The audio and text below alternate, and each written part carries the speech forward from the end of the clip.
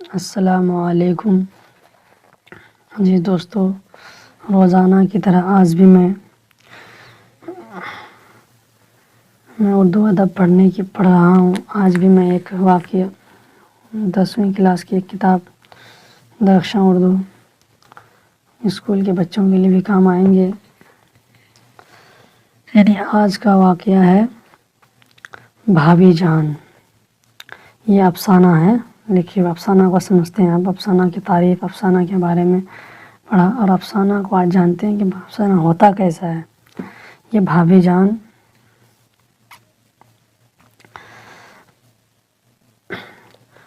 جب رقیہ بھابھی یاد آتی ہے تو میرا سر خود بخود جذبہ احترام سے جھک جاتا ہے اور ایسا محسوس ہوتا ہے کہ جسے ان کی ذات سراپا روشنی ہے۔ ان کی یاد کے ساتھ ساتھ مجھے وہ شمع یاد آ جاتی ہے جو کلیسا کی اونچی قربان گاہ پر جلتی اور پگھلتی رہتی ہے، اور جب پادری جماعت ختم کر کے قربان گاہ سے اتر جاتا ہے تو بھی وہ خاموش زبان سے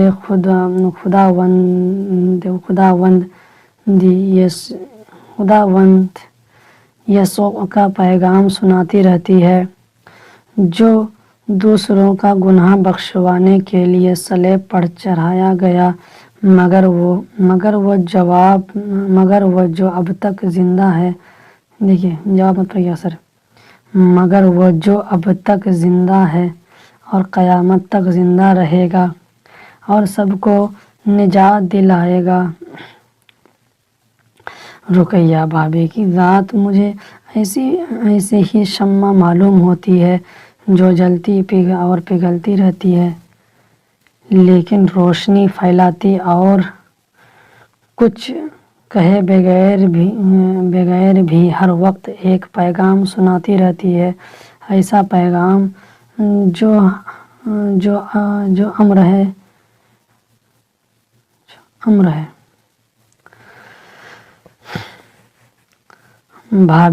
بھابھی نے صبح سویرے آواز دی۔ اب دیکھیے نزاکت اردو کی۔ بھابھی نے صبح سویرے آواز دی، خیر تو ہے شہزادے، گھوڑے بیچ کر سو رہے ہو؟ چائے ٹھنڈی ہو رہی ہے۔ بھابھی کی آواز سن کر میں اٹھ بیٹھا۔ وہ مسکرا دی اور بولی، بھئی بات یہ کہ ٹھنڈی چائے مجھ سے پی نہیں جاتی اور بچوں کو اسکول بھیجنا بھی ہے۔ بھابھی یہی تو مصیبت ہے۔ آپ کے ساتھ صبح ہوئی اور اٹھا کر بیٹھا دیا۔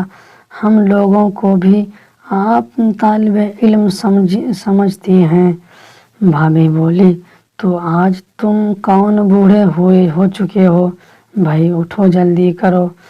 بھابھی نے ہاتھ پکڑا اور بستر سے کھینچ لیا۔ میں زمین پر کھڑا ہو گیا۔ وہ ہنسنے لگی۔ میں بولا، شکر ہے میں آپ کا اسٹوڈنٹ نہیں ہوا۔ باتیں نہ بناؤ، چائے ٹھنڈی ہو رہی ہے، بچے بیٹھے ہیں۔ لیکن مجھے نیند آ رہی ہے بھابھی، رات بھر نہیں سو سکا ہوں۔ میں نے احتجاج کرتے ہوئے کہا، چائے کے بعد دوسری قسط لے لینا۔ قسط کا لفظ سن کر میں ہنس پڑا اور بولی، شاعر ہو کر داد نہیں دیتے؟ کیا لفظ میں نے استعمال کیا ہے؟ اگر نوابان عود باقی ہوتے تو اس ایک لفظ کے استعمال پر ایک جاگیر تو ضرور بخش دیتے۔ چلو بھائی تم ذرا جلدی کرو، اتنا ہی سہی۔ اور بھابھی کھانے کے کمرے میں چلی گئی، اور جب تھوڑی دیر میں میز پر پہنچا تو بچے چائے ختم کر رہے تھے۔ ننھی ریحانہ بولی، چچا جان، ہم لوگ چائے ختم کر چکے ہیں، اب آپ ہماری جھوٹی چائے پیئے۔ اسکول کے لاری نے ہارن بجایا اور بچیاں تالی بجاتی ہوئی یہاں باہر چل دی۔ بھابھی نے چائے ڈھال کر میری طرف بڑھائی اور بولی اگر تم جوان اتنی دیر تک سوتے رہو گے تو کیا کرو گے؟ شعر کہوں گا اور کیا کروں گا، اور کچھ نہیں۔ بھابھی معنی خیز انداز سے مسکرائی۔ میں کچھ جھپ سا گیا۔ بھابھی کی مسکراہٹ بہت دور تک اشارے کر رہی تھی۔ پھر وہ آہستہ سے بولی، تمہارے بھائی جان ٹھیک 4 بجے اٹھ بیٹھتے تھے اور چائے پی کر کام شروع کر دیتے تھے۔ شروع میں تو مجھے بھی بڑا جبر ہوتا تھا، لیکن آج صبح اٹھنے کی عادت کام آ رہی ہے۔ میں نے پلٹ کر دیکھا۔ بھابھی کی سنگار میز پر ننھے بھائی کی خوبصورت سی رنگین تصویر، بھائی کی خوبصورت سی رنگین تصویر رکھی ہوئی تھی۔ وہ مسکرا رہے تھے۔ اس تصویر کے پاس بھابھی اور بچوں کی تصویریں تھیں۔ اب سنگار میز نام کا تھا، اس پر بچوں کی کتابوں کا ڈھیر تھا۔ شاید ایک کنگھی کے علاوہ میز پر سنگار کی کوئی دوسری چیز بھی نہ تھی۔ رقیہ بھابھی اداس ہو گئی اور بولی، اختر نہ جانے تمہارے بھائی جان آج کس حال میں ہیں، دیکھو ان کے مقدمے کا کیا ہونا ہے۔ 1000 میل کی دوری پر میں ان کے کوئی کام بھی نہیں آ سکتی۔ چند ہی دنوں میں ان کے مقدمے کا فیصلہ ہونے والا ہے۔ بھابھی جو ہمیشہ پھولوں کی طرح ہنسنے اور بلبل کی طرح چہکتی رہنے کی عادت تھی، بالکل اداس اور چپ تھی۔ لیکن یکایک کسی کے پاؤں کی چاپ سنائی دی، پھر آواز آئی، میں آ سکتی ہوں؟ آ جاؤ، بھابھی نے کہا اور ایک جوان سی لڑکی کمرے میں داخل ہوئی۔ بھابھی نے دیکھتے ہی کہا، آؤ شمع، چائے پیو، میں آج شام کو تمہارے گھر جانے والی ہی تھی۔ بن دیے تم نے سویٹر؟ وہی لے کر آئی ہوں۔ اون بچ گیا تھا تو میں نے ٹوپی اور موزے بھی بن دیے۔ بہت اچھا کیا تم نے، لو چائے پیو۔ اور چائے کی پیالی لڑکی کے سامنے بڑھا دی۔ لڑکی میری موجودگی میں کچھ شرما رہی تھی، بولی، میں چائے پی چکی ہوں، پھر بھی پی لو، شرماتی کیوں ہو؟ یہ ہیں مشہور شاعر اختر، تمہارے بڑے بھائی ہیں۔ میں ناشتہ ختم کر چکا تھا، اٹھ کر کھڑا ہوا۔ بھابھی، میں ذرا شہر سے ہو آؤں۔ جاؤ، مجھے بھی ذرا ہسپتال جانا ہے۔ چلو شمع، تم بھی ساتھ۔ میں نے کمرے کی کھڑکی سے بھابھی کو بنگلے کے احاطے سے باہر جاتے دیکھا۔ ان کے ہاتھ میں دودھ کی وہ بوتل تھی جو بہت دیر سے میز پر رکھی ہوئی تھی۔ یہ تو مجھے 2 دن کے بعد معلوم ہوا کہ بھابھی کے ایک پرانے ملازم کی بیٹی ہسپتال میں ہے۔ 2 مہینے پہلے اس کے شوہر کا انتقال ہو گیا تھا۔ اس کا بچہ پیدا ہوا ہے، اس کا کوئی بھی دیکھنے والا نہیں۔ بھابھی خود ہی دونوں وقت دودھ کی بوتل لے کر 2 فرلانگ پیدل جاتی اور دودھ پہنچاتی ہیں، اور سویٹر اور موزے اسی بچے کے لیے بنوائے تھے کیونکہ سردی کا موسم شروع ہو رہا تھا اور شمع ان کے کالج کی ایک غریب طالب علم تھی جو صرف ان کی مدد کے سہارے پڑھ رہی تھی۔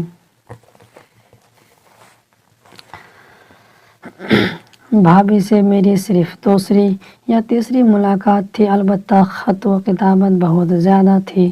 لیکن 3 دن تک ساتھ رہ کر معلوم ہوا کہ وہ آدمی نہیں مشین تھی۔ صبح اٹھ کر کام شروع کرتی۔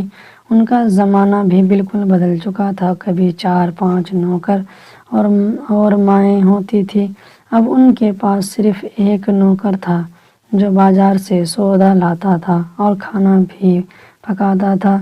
پھر روپیوں کی بھی بڑی تنگی تھی۔ پہلے وہ ہزاروں روپے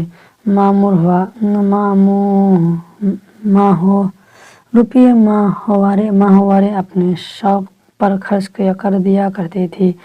اب 400 روپے ماہوار پر ایک کالج میں لیکچرر تھی اور 50 روپے ماہوار ایک لڑکی کو پڑھانے کے ملتے تھے، لیکن لے دے کر روپیے اور لے دے کر یہی ان کی آمدنی تھی، اور خرچ اپنی جگہ پر بلکہ کچھ زیادہ ہی اپنے اور بچوں کا خرچ ہوتا تو کسی طرح پورا ہو جاتا، لیکن وہ بھی بڑھ گیا تھا۔ بچوں اور اپنی ضرورتوں کے علاوہ ایک مستقل رقم انہیں ہر مہینہ مزدوروں اور طالب علموں کی انجمنوں کو دینا پڑتی تھی۔ کانفرنسوں اور جلسوں میں شرکت کے لیے کرایہ ادا کرنا پڑتا تھا۔ کئی غریب لڑکیاں صرف ان کی مدد سے پڑھ رہی تھیں۔ بھائی جان کی جب شادی رقیہ بھابھی سے ہوئی تھی تو ہم لوگوں کا عام خیال تھا کہ یہ شادی کامیاب نہیں ہو سکتی۔ ایک صرف بھائی جان تھے جنہیں ایسی سیاست سے شوق تھا جو بار بار انہیں جیل بھجوایا کرتی تھی، اور دوسری طرف بھابھی جان تھی جو نازوں کی پلی تھی اور ایسی ماحول میں بڑھ کر جوان ہوئی تھی جس میں اپنی ہی ذات سے سب کچھ ہوتی ہے۔ اور ہم لوگوں نے شادی کی خبر سنتے ہی سوچ لیا تھا کہ بھابھی جس طرح ابھی میکے میں شان سے رہا کرے گی اور بھائی جان جیل میں رہیں گے۔ بعضوں کا تو یہ خیال تھا کہ بھائی جان بھی سیاست کے چکر سے نکل کر بیرسٹری کریں گے اور اپنی عالمی شان کو کوٹھی میں شان کر زندگی گزاریں گے، یا پھر آرام کرسی والی سیاست چلے گی اور کتابوں کی باتیں دہرائیں گے۔ لیکن سب کا خیال غلط نکلا۔ بھائی جان نے رقیہ بھابھی کو اپنے رنگ میں جلد ہی رنگ دیا اور وہ قدم بقدم ساتھ چلنے لگی، اور شادی کے بعد جیسے ہی بھائی جان گرفتار ہوئے اور انہیں 2 سال کی سزا ہو گئی، بھائی جان نے اپنے لیے راہ تلاش کر لی۔ بی اے وہ پہلے ہی کر چکی تھی، جلدی ہی تیاری کر کے MA کر لیا اور کالج میں لیکچرر ہو گئی اور اکلوتی بچی کو دیکھ بھال میں لگ گئی۔ 2 سال کے بعد جب پھر بھائی جان جیل سے آئے تو اپنی سرگرمیوں میں رہے اور بھائی جان کام کرتی اور رہیں۔ پھر 2 بچے اور ہوئے، وہ انہیں پالتی رہے۔ اب بھائی جان 3 سال سے نظر بند تھے اور پھر مقدمہ چل رہا تھا تو بھائی جان بے شمار ذمہ داریوں اور غم کا بوجھ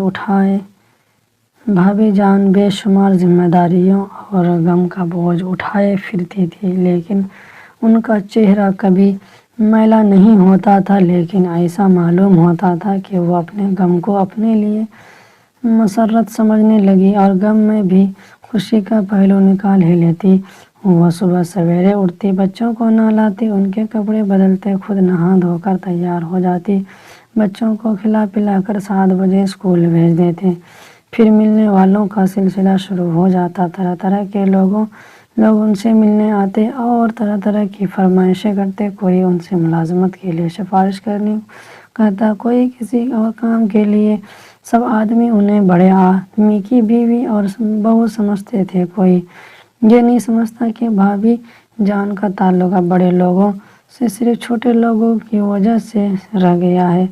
وہ بڑے لوگوں کے پاس صرف سفارشیں لے کر جاتی ہیں، ورنہ بڑے لوگوں سے اب انہیں وہ دور کا بھی کوئی واسطہ نہیں۔ بھابھی کالج جاتی اور وہاں بھی پڑھانے کے علاوہ ہر لڑکے کے معاملات میں دلچسپی لیا کرتی۔ کالج سے آ کر پابندی کے ساتھ کئی خطیں روز لکھتی اور انہیں ڈاک میں ڈالوا دیتی عام طور پر یہ خطوط نئے لکھنے والوں کے نام ہوتے تھے جو ہر روز انہیں خط لکھا کرتے تھے۔ بھابھی نے محض دل بہلانے اور وقت کاٹنے کے لیے لکھنا شروع کیا تھا، مگر وہ بہت اچھا لکھنے لگی تھی اور نئے لکھنے والے ان سے مشورے طلب کرتے اور وہ بڑی محبت کے ساتھ ان کے خطوط کا جواب دیا کرتی۔ اس طرح کے نئے لکھنے والے نہ تو غلط فہمیوں کا شکار ہو کر بھاگ جائیں اور نہ ان کی دل شکنی ہو۔ پھر وہ شام کو ایک جگہ ٹیوشن پڑھانے چلی جایا کرتی تھی، یعنی صبح جاگنے کے بعد سے سوتے وقت کام آدمی کا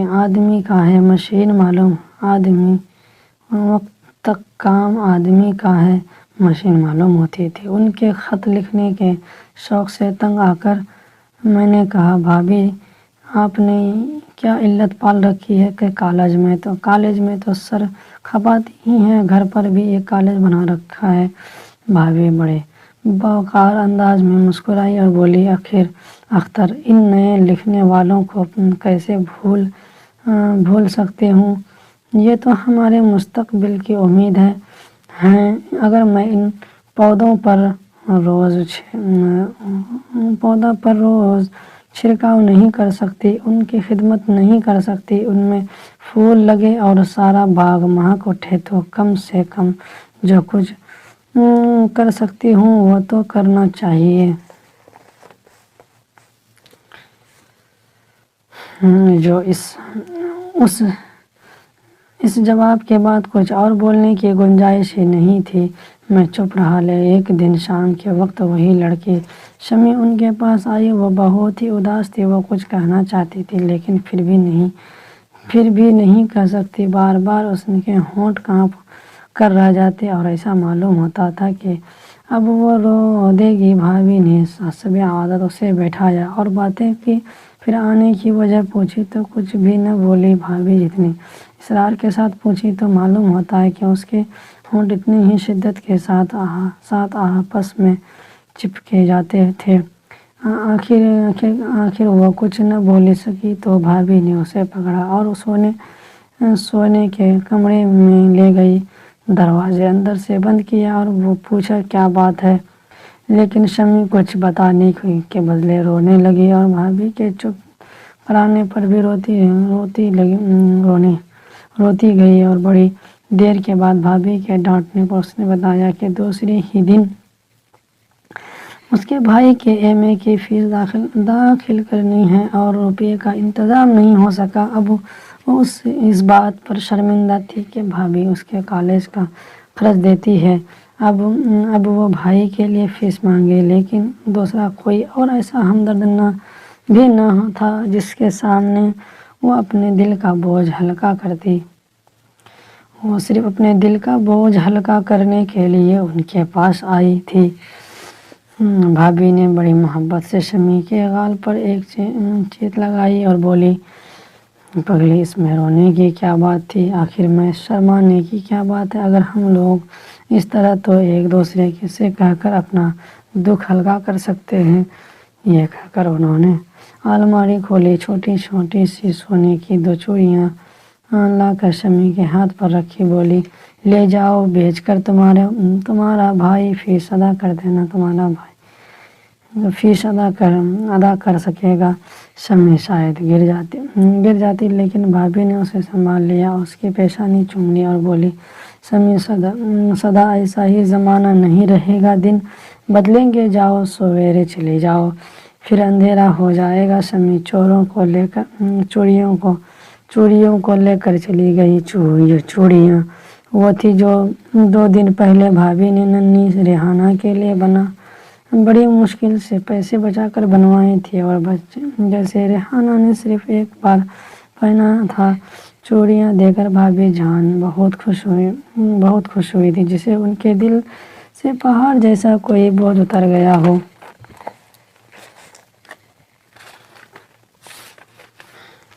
میں نے 4 دنوں سے ان کے پاس تھا اور ایک ضروری کام کے سلسلے میں ان سے مشورہ کرنے آیا تھا، لیکن ان کی مصروفیتیں اور پریشانیاں دیکھ کر نہ تو موقع ملا نہ ہمت ہو سکی۔ میں نے سوچ لیا کہ بھابھی سے بغیر کوئی مشورہ کیے اور مدد مانگے واپس جاؤں گا، حالانکہ میں اچھی طرح جانتا تھا کہ صرف وہی ایسی آدمی تھی جو اس سلسلہ میں میری مدد کر سکتی تھی، لیکن میں نے فیصلہ کر لیا کہ ان سے ہرگز نہیں کہوں گا۔ آخر بھابھی نے خود ہی کہا کہ تم 4 دنوں سے آئے ہو، لیکن کوئی بات تک نہیں کی۔ میں نے کہہ دیا میں صرف ٹہلنے اور آپ سے ملنے آ گیا تھا۔ بھابھی پھر وہ بولی، اور تمہاری شادی کا کیا ہوا؟ سنا ہے تم میں اور تمہارے گھر والوں میں شادی کے لیے مسئلے پر سخت اختلاف ہو گئے۔ جی ہاں، شادی کرنے کا مطلب یہ ہے کہ یا تو میں امی کی پسند کے مطابق ایک احمق لڑکے سے شادی کر لوں یا پھر چپ چاپ بیٹھا رہوں۔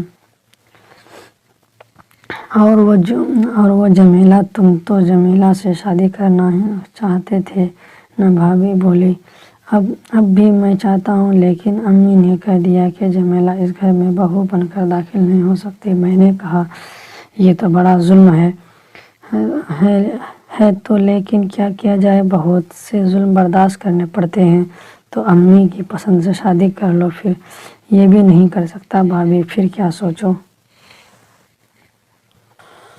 شادی تو جمیلہ سے ہی کروں گا اور گھر چھوڑوں گا، میں نے فیصلہ کن انداز میں کہا۔ تو پھر بسم اللہ بیاہ کر لے آؤ، یہاں میرے ساتھ رہے گی، میں بھی اکیلی ہوں۔ اف، بھابھی کے یہ جملے سن کر میرا سر چکرا گیا۔ یہ عورت ہے، یہ عزم و ہمت کا ستون، اور ہر روز ایک نیا بوجھ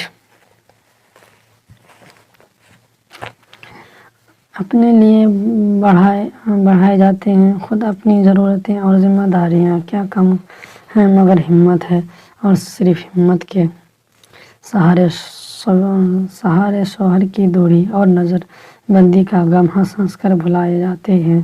میں نے سوچ سمجھ کر جواب دیا، میں بھی یہی سوچ رہا تھا، لیکن ابھی دیر ہوگی بھابھی، جمیلہ بیمار ہے ابھی۔ جمیلہ بیمار نہیں تھی، بالکل اچھی تھی، لیکن اگر میں نے یہ نہیں کہتا تو وہ پھر ضد پر آ جاتی۔ حالانکہ حقیقت یہ تھی کہ میں نے فیصلہ کیا تھا، بھابھی سے مشورہ کرنے کے بعد ہی جمیلہ سے شادی کر لوں گا اور اسے ان کے پاس رکھ کر کہیں تلاش روزگار میں نکلوں گا۔ بھابھی جمیلہ کی بیماری کی خبر سن کر بہت افسوس کرنے لگی اور بولی، سچ مچ جمیلہ بڑی پیاری لڑکی ہے۔ پھر میں باہر چلا گیا اور سوچا کہ رات کی گاڑی سے چلا جاؤں گا۔ 4 بجے واپس آیا تو دیکھا کہ بھابھی جان بہت اداس بیٹھی ہے، ان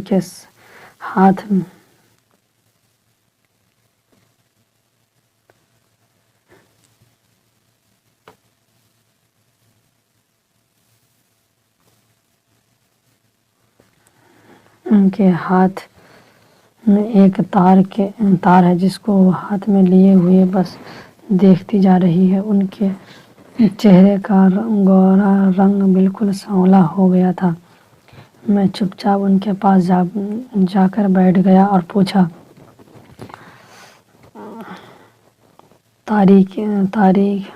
تار کیسا ہے بھابھی جان؟ اختر بھابھی جان نے تار میرے ہاتھ میں دے دیا اور میز پر رکھ کر پھوٹ پھوٹ کر بچوں کی طرح رونے لگی۔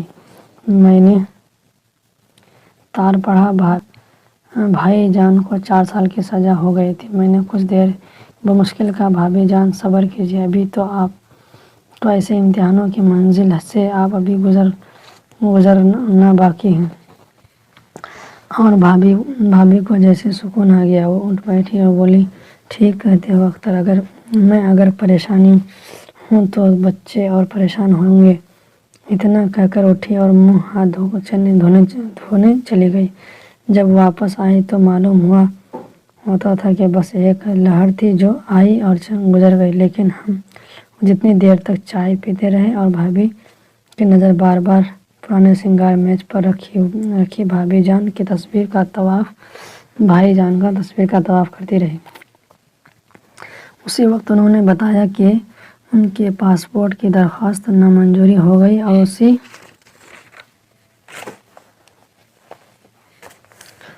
رات انہیں دہلی جانا بہت ضروری ہے۔ اسی رات بھابھی جان دہلی چلی گئی اور میں بھی واپس ہو گیا۔ رات کے سناٹے میں ریل گزرتی جاتی تھی اور مجھے ایسا معلوم ہوتا تھا کہ اندھیری رات میں بھابھی مجھے روشنی دکھا رہی تھی۔ ریل تیزی کے ساتھ گزرتی جاتی تھی اور میرے دل میں نئے ارادے اور نئے حوصلے پیدا ہو رہے تھے، نئی امیدیں، نئی امنگ جاگ رہی تھی۔ اس کو لائک کیجیے، شیئر کیجیے اور دیکھیے۔